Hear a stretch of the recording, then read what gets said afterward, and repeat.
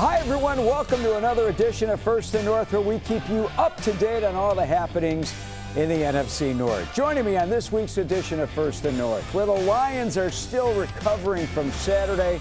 There she is from Fox in Detroit, Jennifer Hammond. From Fox Minneapolis, Ahmad Hicks. And from Fox in Milwaukee, Lily Zhao. Jennifer, I'll start with you.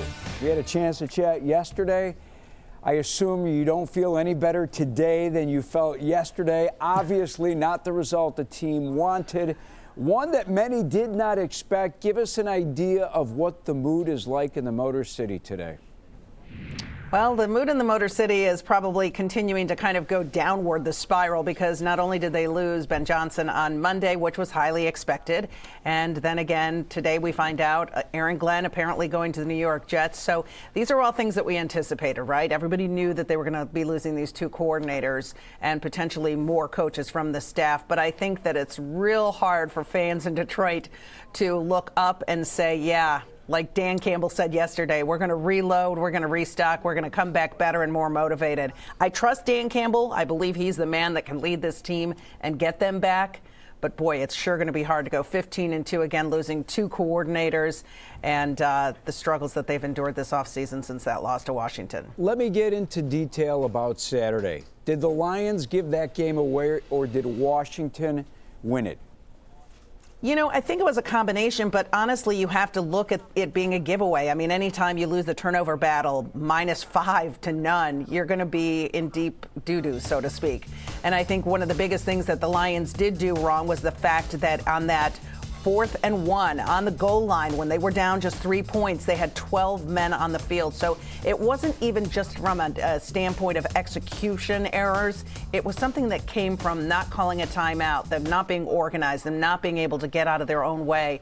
I mean, and then the following ensuing offensive series, then Jamo goes and throws that really ill-advised deep pass that turned into an interception when it was intended for Gibbs. I mean, it was just a mess, and I think the Lions beat themselves. They knew they didn't have to play their A game to beat the Commanders, and the Commanders certainly came in and played their A game. But what they didn't need to do was play a D- game, which is what I believe happened. Jen, Lily, Ahmad, let me take the floor for a second here, because I have stayed relatively silent the last few weeks while you guys enjoyed postseason football.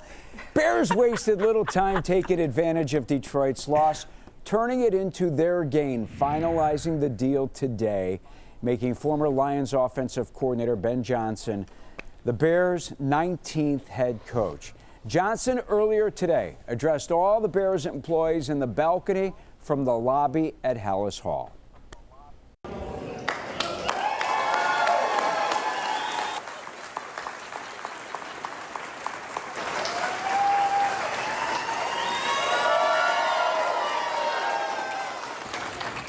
Everyone get back to work. Listen, thank you so much. My family and I, we are beyond excited. This is exactly where we wanted to be. This is exactly where we wanted to be. Where we want you. This is going to be a challenge. I am well aware of that. I know what this division's about. And this is exactly where we want to be. We're going to go after this thing, and it's going to take all of us in this room. It's going to take this locker room. It's nothing more important than that locker room and us serving that locker room and those players. All right? They need to understand that. They need to feel that from us every single day. And if we do that, the wins are going to come. The playoffs are going to come. All right? Can't wait to get to know you guys. And thank you so much for the warm welcome. Thank you. I'll be honest, most of the city of Chicago right now is in disbelief that the Bears were able to secure Big Ben. The Bears, the players, the fans, city of Chicago, hoping Johnson can now bring discipline, structure, and offense. Most important, how about some wins to this franchise? Bears fans saw the Johnson offense twice this season. Yeah, they witnessed the stumble bum play, or whatever he likes to call it. They saw the Lions offense score over 30 points, I believe, in a game 10 times last season, 40 points in 4 games, 50 points in 2 games. We don't see those numbers in Chicago. And the other beauty of Ben Johnson is this guy is not a one-season offensive whiz kid. He did it for 3 seasons with Jared Goff, who in L.A. they had given up on. And Goff's first year in Detroit, let's not forget it, and Jen, I know you would remember, it was rough. 27 years old, I think he went 3-10-1. He had 8 interceptions, 19 touchdowns, not very good, but man, years 2 through 4, this guy got better, and so did the Lions. They went from 9 wins to 12 wins in the NFC Championship game to 15 wins this season. And you know what? Bears ownership gets a bad rap in this town. Whether it's deserved or not, they do, and a tip of the cap to Bears brass and ownership for meeting Ben Johnson's financial demands. If we're to believe what Mike Florio is reporting, that he is going to get $13 million this season, it would make Johnson the 7th highest paid NFL coach this season, $1 million ahead of the Ravens, John Harbaugh. I mean, it's crazy, Jen. $1 million behind the 49ers, Kyle Shanahan. Andy Reid gets $20 million, but he's obviously not at Andy Reid's level yet. Listen, I'm going to end with this. The Bears needed a home run hire. They needed a coach who was going to get the fan base excited, a coach who was going to get their lawmakers excited in Springfield, Illinois, because the Bears are still trying to get government money to help build a new stadium. Whether it's in Arlington Heights, where the Bears bought the land, or in the city where Soldier Field is on the lakefront, or the Michael Reese Hospital land, which is also in the city in the South Loop, the governor, the Speaker of the House, most of the politicians are big Bears fans. They just are. They know the difference between getting the best available coach, Ben Johnson, and settling for Mike McCarthy. And the Bears beat out the GOAT, Tom Brady, for the best coach available. We're going to find out over the next couple of years if Johnson was the right hire. But today, perceptually, with the Bears needing to improve their standing coming off this horrible 5-12 season, this is a home run for this franchise. And in my opinion only, could help them as they move forward with their new Dome Stadium plans here in Chicago. All right, despite finishing up the regular season with the best combined record, the NFC North guys went 0-3 in the playoffs. Lions, that is, Vikings and Packers went 40-11 in the regular season, and all 3 lost in the playoffs. Ahmad, was the division, in your opinion, and I'm going to get to you, Lily, with the same question, was the NFC North as good as everyone thought it was? It's kind of hard to sit here and say, yeah, they were, because out in the first round of the playoffs, they all laid a dud. The Lions in the second round laid a dud. I think when you have to look at the total body of work and who the NFC North teams played, a majority of those teams had losing records. When you're talking about not the Houston Texans, but the Tennessee Titans, the Jacksonville Jaguars, and all those type of teams, I had to do a deep dive after Minnesota collapsed in that first round. And I'm like, where did it all go wrong? And then you went back and you look like, 10 of their wins came against teams with losing records. That maybe was a little underestimated throughout the regular season, and maybe we overshadow all the teams that they weren't playing and what they did do against, good competition. So it was a little bit surprising, to say the least, because of how well they all played in the regular season. But when you look at who they played, I think that kind of explains it. Lily? I'm going to echo what Ahmad said. I think when you look at the entire body of work, I'll just speak for the Packers and their schedule. They didn't really have a marquee win this season at all, and every single one of their losses was to the Eagles, the Vikings, and the Lions, and of course the Eagles are still standing. So the Packers certainly had chances to beat really elite teams there in the NFC and couldn't get it done. 1-5 in their division, so that wasn't really good rap on them at all. But yeah, you talk about the schedules or the weakness of schedules. I think for the Packers, they played the Rams at the right time. 2 of their offensive weapons were not in that game. But there's something to say about the fact that this division had 2 14-team wins late in the year. The Packers were a double-digit winner, and the fact that this division amassed that many wins but were so disappointing in the playoffs, I think kind of said something about the quality of teams that they were able to play.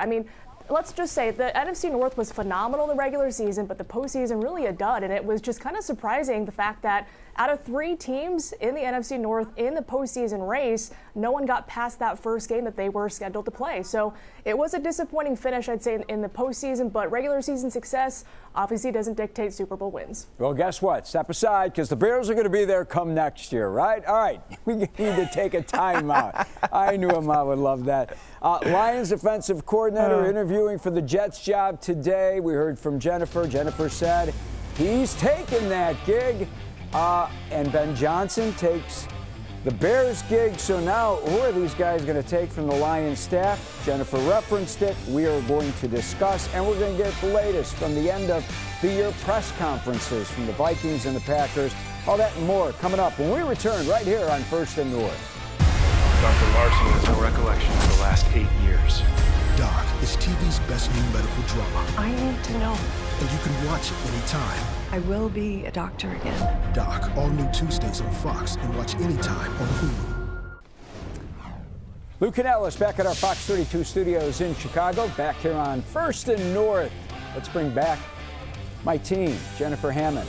Fox in Detroit, Lily Zal, Fox Milwaukee, Ahmad Hicks, Fox Minneapolis. They all do a great job covering the Vikings, Packers, and Lions. I'll start with Jen. All right, Jen. It looks like the Lions are going to lose their defensive coordinator now to the Jets. Ben Johnson comes to the Bears. Who else are they going to lose? Are they in jeopardy of losing a number of assistant coaches? I think they could lose some assistants. I think it would be foolish to assume that nobody's going to be going with Ben or AG to New York and Chicago. But what I do think is that there are some guys here in place, and Dan Campbell even talked about it yesterday in his end-of-season press conference on Monday. He said, there's no reason to believe that we don't have the guys here in place in the building already to replace them. Tanner Engstrand has been a really good passing coordinator and a guy that has worked hand in hand with Ben. He's also got to be somebody that JG trusts. That's what Dan wants. He wants to take in, any kind of input that Jared Goff has about his next offensive coordinator because he is playing at such a high level in his career. He doesn't want to mix up, kind of mess with that chemistry and what's going on. So I do think that that's going to more than likely be somebody on the inside. There has been some talk about the potential of Hank Fraley, the Lions offensive line coach, who is beloved by his linemen and every guy in that offensive room, of him possibly going to Chicago with Ben, but he's also interviewed for the offensive coordinator position with the Seahawks. So he's certainly a guy that people are coveting and going after. I don't know if they might give him that position here in Detroit to elevate him to keep him. That remains to be seen. But I do think that Dan Campbell is going to do everything in his power to keep as much of the rest of the staff together. Calvin Shepard on the defensive side of the ball. He's the linebackers coach. He's a guy that's also beloved, respected, and commands a room and will definitely be a DC in this league one day. And if that is this season in Detroit, I wouldn't be one bit surprised. Hopefully he doesn't follow AG to New York. The Jets, I don't think, are quite as desirable as a location as Detroit at this moment in time. So I would think that he would want to stay here and work alongside guys like Hutch, Aleem McNeil, Terrion Arnold, the guys that they have that are young and proven and coming along. I do want to take just one little bit of exception to what Ahmad and Lily said, both in the last segment. I don't think that the NFC North was overestimated, because if you look at the Lions schedule, their only 2 losses came against the Buffalo Bills, a team that presumably is headed to the Super Bowl and I think is my Super Bowl favorite. I know we'll get to that in the coming weeks. But they also lost to a Tampa team that was really good this season and that came into this building and beat them. And the Lions actually did not play a very good game against Tampa. The teams they did beat, though, the Rams, twice they beat the Vikings, twice they beat the Packers, so a combined 5 wins against playoff teams. I think that the Lions in the NFC North really were still a very good team. They just got a Washington Commanders team that was swinging for the fences and played like they had nothing to lose on Saturday night. And Jen, I'll say this about the Lions. I mean, let's not forget, 23, 24 players on injured reserve, and you still go 15-2. Come on. That's crazy. Yeah, and I appreciate, and for that, Dan Campbell should be coach of the year. And I appreciate coaches moving on. You still need the players, and Detroit still has the best offensive line in football. Yeah, best offensive line and a ton of weapons. And those guys, they've made sure that they've locked him in. I mean, they've still got Amon-Ra, Laporta, Gibbs, J-Mo. I mean, this is an offense that's going to be good for many years to come, no matter who's pulling the handles and calling the shots. All right, here in Chicago, Bears expectations. Now, we have to be reasonable here, and we weren't going into this past season. We were too excited about Caleb Williams. Johnson could turn the Bears around like what Jim Harbaugh did in his first season with the Chargers, and Sean Payton took the Broncos to the playoffs. The start, though, could be comparable to what the Lions went through. Let me bring back Jen for a second. Jen, help me out. If my memory is correct, when Dan Campbell and his staff took over, didn't they go 4-20 in their first 24 games? They did. They absolutely struggled. And it was a tough year, too, because there was so much chatter on the outside about Jared Goff not being the guy, about being a stopgap. And I think all along, Ben, Dan, and Brad Holmes were expecting and hoping and knowing that Jared Goff had the potential. I mean, Brad Holmes was with him in L.A. and knew that he had the potential to take a team to a Super Bowl. And I think that everybody on the outside just was a little bit impatient. And there was a point in time when Sheila Hamp, actually in Campbell's second year, week 6, I believe it was, had to come to the media and come to the defense of her front office and her head coach and say, listen, we are happy with the direction we're heading. We have full confidence in Dan and Brad. We know what they're going to do. We know what they're building, and we see the future as being bright. And it was from that point on that they went on that, next world run and started winning games at an amazing clip. I think that is #1 in the NFL still to this date. Yeah, I remember they were 1-6 at that point, and I thought, man, same old Lions. Hey, Bears clearly need help on the offensive line. We all know that. I've been talking about it, complaining about it all year long. 1, 2, 3 new offensive linemen. I don't care if they use their first 3 picks in the draft on offensive linemen. They need them. They could use another defensive tackle, a pass rusher as well. Caleb Williams was begging for a coach who could help him develop. Now he's got that guy. No excuses from Caleb. If the line is improved, then the pressure is on Caleb Williams. He was the first pick in the draft for a reason. Will Johnson convince someone such as a Keenan Allen to take less money to stay? We're going to find out. I want to go to Green Bay. Packers have more financial flexibility heading into this offseason than they've had in recent years, Lily. What position do you think they'll focus on the most?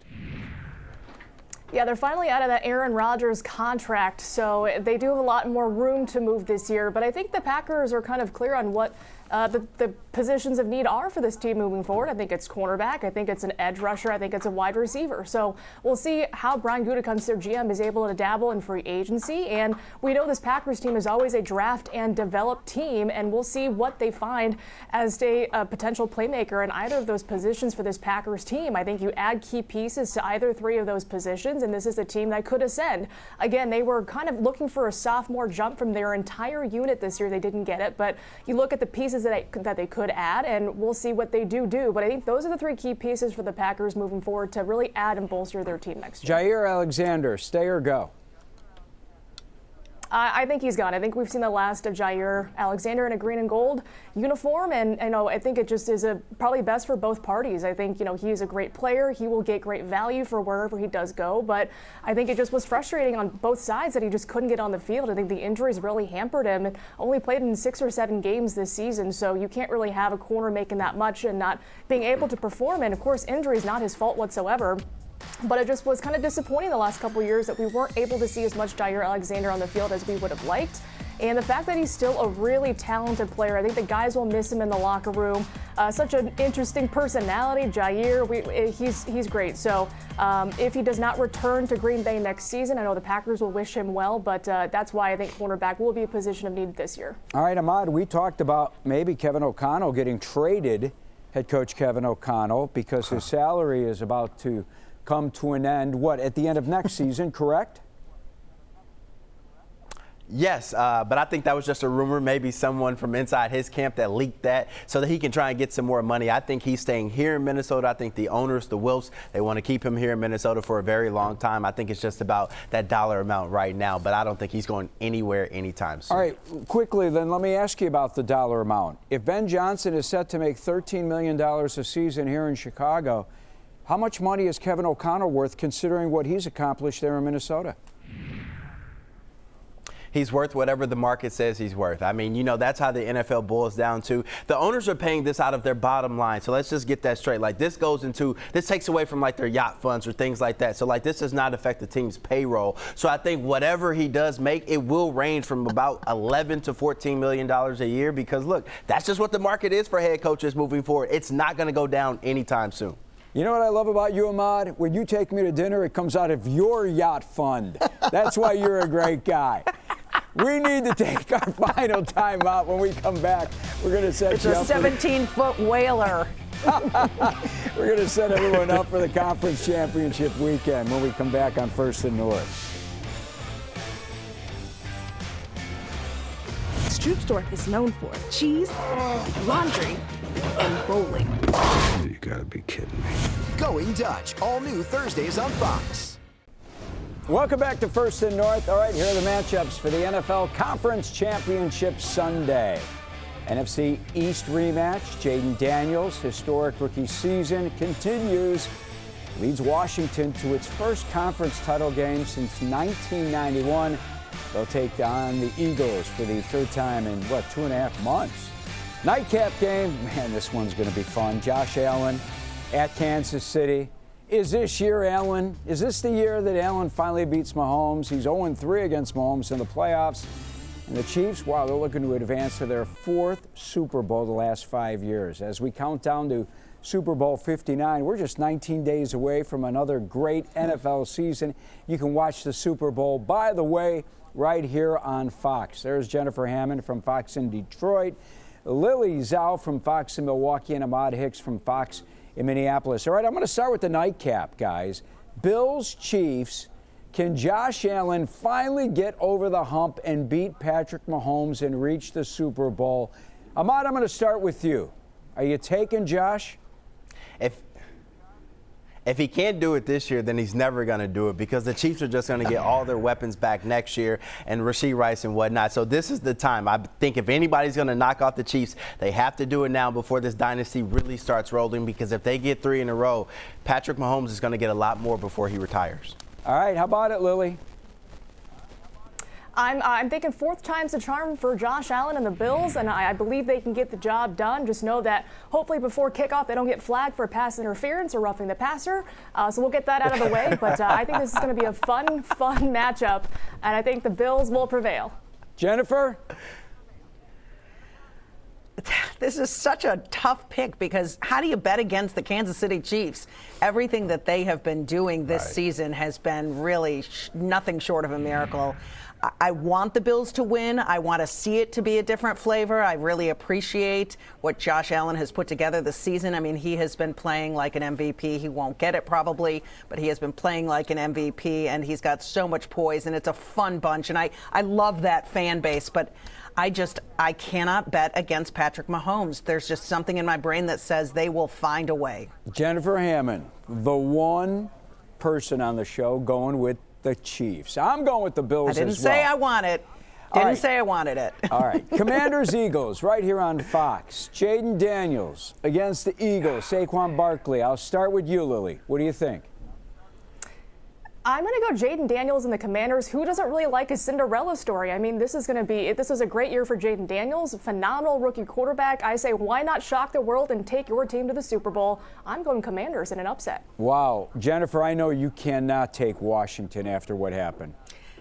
You know, it's surprising. I actually can take Washington for a couple of reasons, because I feel like they are the Lions of this season. Last year, the Lions were all the way to the halftime break, and they could have been to the Super Bowl. And plus, my executive sports producer, Greg Cantor, is a huge Commanders fan. I'd be in trouble if I didn't say that right now in this room. But I do believe in Jaden Daniels and that team. Ahmad? I'm going to have to go with Saquon Barkley and the Eagles. No one has been able to stop Saquon all season long. I don't think that happens this week. I think he goes for another 200 yards. I'm going with Ahmad. I like the Eagles, and I like the Bills in the Super Bowl. Great job, as always, you guys. I appreciate your help. For Jennifer, Lily, Ahmad, I'm Lou Canellis. Thanks for watching. We're going to see you next week as we get you ready for the Super Bowl here on First and North.